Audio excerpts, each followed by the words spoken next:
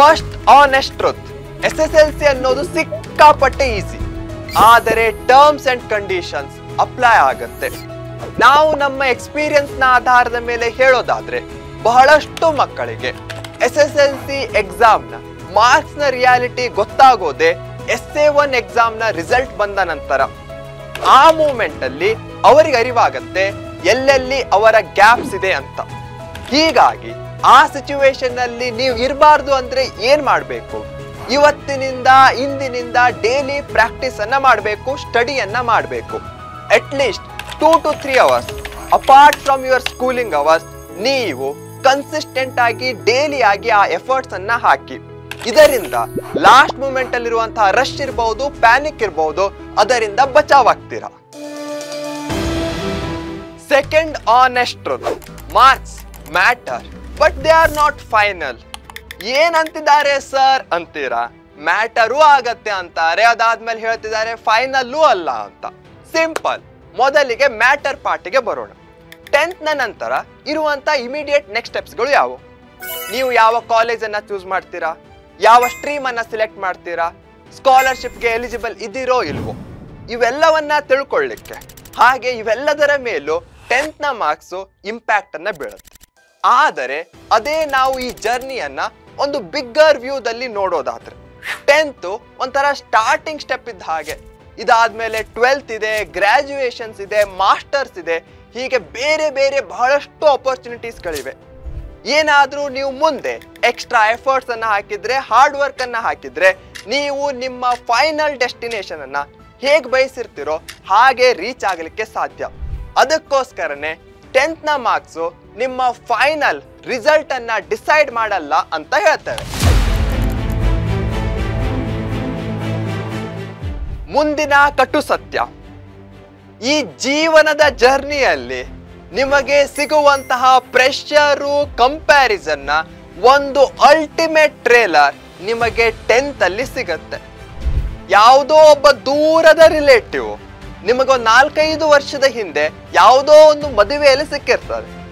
ಅವರೂ ಸಹ ನಿಮ್ಮ 10th ರಿಸಲ್ಟ್ ನ 1 ನಿಮಿಷವೋ 2 ನಿಮಿಷದ ನಂತರ ನಿಮ್ಮ ಪೇರೆಂಟ್ಸ್ಗೆ ಕಾಲ್ ಹಚ್ಚಿ ನಿಮ್ಮ ಮಗುವಿಗೆ ಎಷ್ಟು ಮಾರ್ಕ್ಸ್ ಬಂತು ಅಂತ ಕೇಳ್ತಾರೆ. ನಿಮ್ಮ ಪೇರೆಂಟ್ಸ್ ಸಹ ಯಾವುದೋ ಒಂದು ಸಣ್ಣ ಯೂನಿಟ್ ಟೆಸ್ಟ್ ಇರಬಹುದು, ಅದರಲ್ಲಿ ನಿಮ್ಮ ಫ್ರೆಂಡ್ ರಮೇಶಿಗೆ ಎಷ್ಟು ಮಾರ್ಕ್ಸ್ ಬಂತು, ಸುರೇಶಿಗೆ ಎಷ್ಟು ಮಾರ್ಕ್ಸ್ ಬಂತು ಅಂತ ಕೇಳ್ತಾರೆ. ನಿಮ್ಮ ಫ್ರೆಂಡ್ಸ್ಗೆ ಜಾಸ್ತಿ ಮಾರ್ಕ್ಸ್ ಬಂದ್ರೂ ಸಹ ನಿಮ್ಗೆ ತಲೆನೋವು, ಅದೇ ಕಡಿಮೆ ಮಾರ್ಕ್ಸ್ ಬಂದ್ರೂ ಸಹ ನಿಮ್ಗೆ ಹೆದರಿಕೆ ಹಾಗೆ ಆಗತ್ತೆ. ಸೊ ಈ ಎಲ್ಲಾ ಸಿಚುವೇಶನ್ಸ್ಗಳನ್ನ ನೀವು ಮೊದಲಿಗೆ ಎಕ್ಸೆಪ್ಟ್ ಮಾಡ್ಕೊಳ್ಳಿ. ಅದಾದ ನಂತರ ನೀವು ನಿಮ್ಮ ಪೂರ್ತಿ ಜರ್ನಿಯಲ್ಲಿ ಒಂದೇ ಒಂದು ವ್ಯಕ್ತಿಯ ಜೊತೆಗೆ ಕಂಪ್ಯಾರಿಸನ್ ಅನ್ನ ಮಾಡ್ಕೊಳ್ಬೇಕು. ಯಾವ ಆ ವ್ಯಕ್ತಿ ಅಂತೀರಾ? ಸಿಂಪಲ್ ಇದೆ. ಮಿರರ್ ಮುಂದೆ ಹೋಗಿ ನಿಂತ್ಕೊಳ್ಳಿ. ಆ ಮಿರರ್ ಅಲ್ಲಿ ಕಾಣುವಂತಹ ಆ ನಿಮ್ಮ ಸೆಲ್ಫ್ ಜೊತೆಗೆ ನೀವು ಕಂಪ್ಯಾರಿಸನ್ ಅನ್ನ ಮಾತ್ರ ಮಾಡ್ಕೊಳ್ಬೇಕು. ಆ ಸೆಲ್ಫ್ ಅನ್ನ ಆದಷ್ಟು ಇಂಪ್ರೂವ್ ಮಾಡ್ಕೊಳ್ಳಿಕ್ಕೆ ದಿನ ಪ್ರಯತ್ನವನ್ನ ಪಡಬೇಕು. ಹಾಗೆಯೇ ನಿಮ್ಮ ಸುತ್ತಮುತ್ತ ಬರುವಂತಹ ಯಾವುದು ಅನ್ವಾಂಟೆಡ್ ನಾಯ್ಸಸ್ ಇರುತ್ತೋ ಅವುಗಳನ್ನ ಬ್ಲಾಕ್ ಮಾಡ್ಕೊಂಡ್ಬಿಡಿ. ಮುಂದಿನ ಕಟು ಸತ್ಯ, ಡಿಸ್ಟ್ರಾಕ್ಷನ್ಸ್ ಆರ್ ರಿಯಲ್. ಡಿಸ್ಟ್ರಾಕ್ಷನ್ಸ್ ಗಳನ್ನ ನೀವು ಎಲ್ಲೆಲ್ಲಿಯೂ ಕಾಣಬಹುದು. ಯಾರೋ ಫ್ಯಾಮಿಲಿಲಿ ಮಾತಾಡ್ತಾ ಇದ್ದಾರೆ, ಟಿವಿಯಲ್ಲಿ ನ್ಯೂಸ್ ಜೋರಾಗಿ ಹಚ್ಚಿದ್ದಾರೆ, ಮೊಬೈಲ್ ಹಿಡಿದ ತಕ್ಷಣ ಇನ್ಸ್ಟಾಗ್ರಾಮ್ ನ ರೀಲ್ ಇರಬಹುದು, ಶಾರ್ಟ್ಸ್ ಇರಬಹುದು, ವಿಡಿಯೋ ಗೇಮ್ಸ್ ಇರಬಹುದು, ಎಲ್ಲಾ ಕಡೆ ಡಿಸ್ಟ್ರಾಕ್ಷನ್ಸ್ ಗಳು ಇದ್ದೇ ಇರತ್ತೆ. ಇದಕ್ಕೂ ಮೇಲಾಗಿ ಫ್ರೆಂಡ್ಸ್ ಗಳು ಗಲ್ಲಿ ಕ್ರಿಕೆಟ್ ಕರಿಬಹುದು ಅಥವಾ ಬೇರೆ ಯಾವುದೋ ಆಟಕ್ಕೆ ಕರಿಬಹುದು. ಎಲ್ಲಾ ಕಡೆ ಡಿಸ್ಟ್ರಾಕ್ಷನ್ಸ್ ಗಳನ್ನ ನೀವು ಫೈಂಡ್ ಔಟ್ ಮಾಡೇ ಮಾಡ್ತೀರಾ. ಹಾಗಾದ್ರೆ ಇದಕ್ಕೆ ರಾಮಬಾಣ ಏನು? ಸಿಂಪಲ್ ಇದೆ. ಡಿಸ್ಟ್ರಾಕ್ಷನ್ ನ ನೀವು ಡಿಸ್ಟ್ರಾಕ್ಟ್ ಮಾಡ್ಬೇಕಂದ್ರೆ ನಿಮ್ಮ ಲೈಫ್ ಅಲ್ಲಿ ಡಿಸಿಪ್ಲಿನ್ ಅನ್ನ ತಂದ್ಕೊಳ್ಬೇಕು. ಏನ್ ಸರ್ ಏನ್ ಹೇಳ್ತಾ ಇದ್ದೀರಾ ಅಂತೀರಾ? ಸಿಂಪಲ್. ನೀವು ನಾನು ನೆಕ್ಸ್ಟ್ 1 hour ಸ್ಟಡಿ ಮಾಡ್ತೇನಂದ್ರೆ ಯಾವ್ಯಾವ ಡಿಸ್ಟ್ರಾಕ್ಷನ್ಸ್ ಗಳಿವೆಯೋ ಅವುಗಳ ಬಗ್ಗೆ ತಲೆ ಹಾಕ್ಲಿಕ್ಕೆ ಹೋಗ್ಬೇಡಿ. ಆ 1 hour ಕಾನ್ಸಂಟ್ರೇಟ್ ಆಗಿ ಫೋಕಸ್ ಆಗಿ ನೀವು ಏನ್ ಓದ್ಬೇಕಂತಿರೋ ಅದರ ಮೇಲೆ ಫುಲ್ ಎಫರ್ಟ್ ಅನ್ನ ಹಾಕಿ ಓದಿ. ಆ ಡಿಸಿಪ್ಲಿನ್ ಅನ್ನ ನಿಮ್ಮ ಲೈಫ್ ಅಲ್ಲಿ ತಂದ್ಕೊಳ್ಳಿ. ಮುಂದಿನ ಕಟು ಸತ್ಯ, ಜಾಸ್ತಿ ಓದಿದ್ರೆ ಜಾಸ್ತಿ ಮಾರ್ಕ್ಸ್ ಬರುತ್ತೆ ಅನ್ನೋದು ಗ್ಯಾರಂಟಿಡ್ ಅಲ್ಲ. ಯಾಕೆ ಈ ರೀತಿ ಹೇಳ್ತಿದ್ದೀನಿ ಅಂತೀರಾ? Simple. Time matter, but more than that ನೀವು ಯಾವ ರೀತಿಯಲ್ಲಿ ಆ ಟೈಮ್ ಅನ್ನ ಸ್ಪೆಂಡ್ ಮಾಡ್ತಾ ಇದ್ದೀರಾ ಅನ್ನೋದು ಮ್ಯಾಟರ್ ಆಗತ್ತೆ.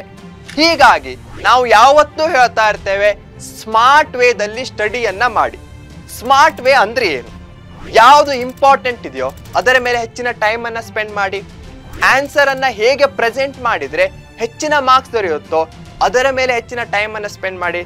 ಎಷ್ಟು ಮಾರ್ಕ್ಸ್ಗೆ ಎಷ್ಟು ಪಾಯಿಂಟ್ಸ್ ಗಳನ್ನ ಬರಿಬೇಕು, ಹೇಗೆ ಬರಿಬೇಕು, ಯಾವ ಕೀವರ್ಡ್ಸ್ ಗಳನ್ನ ಇನ್ಕ್ಲೂಡ್ ಮಾಡಬೇಕು, ಅದರ ಮೇಲೆ ಹೆಚ್ಚಿನ ಟೈಮ್ ಅನ್ನ ಸ್ಪೆಂಡ್ ಮಾಡಿ. ಇದರ ಜೊತೆಗೆ ನಿಮ್ಮ ಹೆಲ್ತ್ ಇರಬಹುದು, ಸ್ಲೀಪ್ ಶೆಡ್ಯೂಲ್ ಇರಬಹುದು, ರುಟೀನ್ ಇರಬಹುದು, ಎಲ್ಲದರಲ್ಲೂ ಒಂದು ಡಿಸಿಪ್ಲಿನ್ ಅನ್ನ ತೆಗೆದುಕೊಂಡು ಬನ್ನಿ.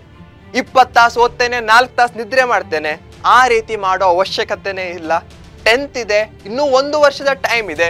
ಹೀಗಾಗಿ ನೀವು ಒಂದು ಬ್ಯಾಲೆನ್ಸ್ಡ್ ಸ್ಲೀಪ್ ಶೆಡ್ಯೂಲ್ ಇರಬಹುದು, ಸ್ಟಡಿ ಸೈಕಲ್ ಇರಬಹುದು, ಅದನ್ನ ಫಾಲೋ ಮಾಡಿ. ಓಕೆ ಮಕ್ಕಳೇ, ಇಲ್ಲಿ ತನಕ ಹೇಳಿದಂತಹ 5 ಕಟು ಸತ್ಯಗಳನ್ನ 5 ಮಾತ್ರೆಗಳ ತರ ಸ್ವೀಕರಿಸಿ. ಸ್ಟಾರ್ಟಿಂಗ್ ಅಲ್ಲಿ ಕೆಲವು ಮಾತ್ರೆಗಳು ಕಹಿ ಅನಿಸ್ಬಹುದು, ನುಂಗ್ಲಿಕ್ಕೆ ಕಷ್ಟ ಆಗಬಹುದು. ಆದರೆ ನಮ್ಮ ಎಕ್ಸ್ಪೀರಿಯನ್ಸ್ ನ ಆಧಾರದ ಮೇಲೆ ಹೇಳೋದಾದ್ರೆ ಯಾವ್ದಾವುದು ಕಹಿ ಆಗಿರುತ್ತೋ ಲಾಂಗ್ ಟರ್ಮ್ ಅಲ್ಲಿ ಅವು ಸಿಹಿಯಾದಂತಹ ಅತ್ಯುತ್ತಮವಾದಂತಹ ರಿಸಲ್ಟ್ಸ್ ಗಳನ್ನ ಕೊಡುತ್ತೆ. ಆದರೂ ಸಹ ಬಹಳಷ್ಟು ಮಕ್ಕಳು ಇನ್ನೂ ಸಹ ಟೈಮ್ ಟೇಬಲ್ ಇರಬಹುದು, ಶೆಡ್ಯೂಲ್ ಇರಬಹುದು, ಹಾಗೆ ರಿವಿಷನ್ ಇರಬಹುದು, ಇವುಗಳಲ್ಲಿ ಸ್ಟಕ್ ಆಗ್ತಾ ಇದ್ದೀರಾ ಅನ್ಕೊಂಡ್ರೆ ನಿಮಗೋಸ್ಕರನೇ ನಮ್ಮ ಪರೀಕ್ಷೆ ಪ್ರಚಂಡರು ಪ್ಲಸ್ ಆಪ್ ಬ್ಯಾಚ್ ಅನ್ನ ಲಾಂಚ್ ಮಾಡಿದೆ.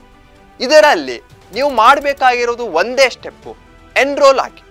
ಎನ್ರೋಲ್ ಆದ ನಂತರ ನಿಮಗೆ ಡೈಲಿ ಲೈವ್ ಕ್ಲಾಸಸ್ ಇರಬಹುದು, ಇನ್ಸ್ಟೆಂಟ್ ಡೌಟ್ ಸಪೋರ್ಟ್ ಇರಬಹುದು, ಸಪೋರ್ಟಿಂಗ್ ಮೆಟೀರಿಯಲ್ ಇರಬಹುದು, ಡೈಲಿ ಪ್ರಾಕ್ಟೀಸ್ ಟೆಸ್ಟ್ಗಳಿರಬಹುದು, ಚಾಪ್ಟರ್ ವೈಸ್ ಟೆಸ್ಟ್ಗಳಿರಬಹುದು, ಬೇಕಾದಂತಹ ಎಲ್ಲಾ ಸಪೋರ್ಟಿಂಗ್ ಮೆಟೀರಿಯಲ್ಸ್ ಇರಬಹುದು, ಎಲ್ಲವನ್ನೂ ಸಹ ನಾವು ಪ್ರೊವೈಡ್ ಮಾಡ್ತೇವೆ. ಸೊ ನಿಮ್ಮ ಒಂದೇ ಒಂದು ಸ್ಟೆಪ್ ಅಂದರೆ ಪ್ರಚಂಡರು ಪ್ಲಸ್ಗೆ ಎನ್ರೋಲ್ ಆಗೋದು. ಎನ್ರೋಲ್ ಆಗ್ತೀರಾ ತಾನೆ? ಹಾಗಾದರೆ ಇಂತಹದೇ ಕಂಟೆಂಟ್ಗೋಸ್ಕರ ನಮ್ಮ ಪರೀಕ್ಷೆ ಯೂಟ್ಯೂಬ್ ಚಾನಲ್ ಅನ್ನ ಈಗಲೇ ಸಬ್ಸ್ಕ್ರೈಬ್ ಮಾಡಿ.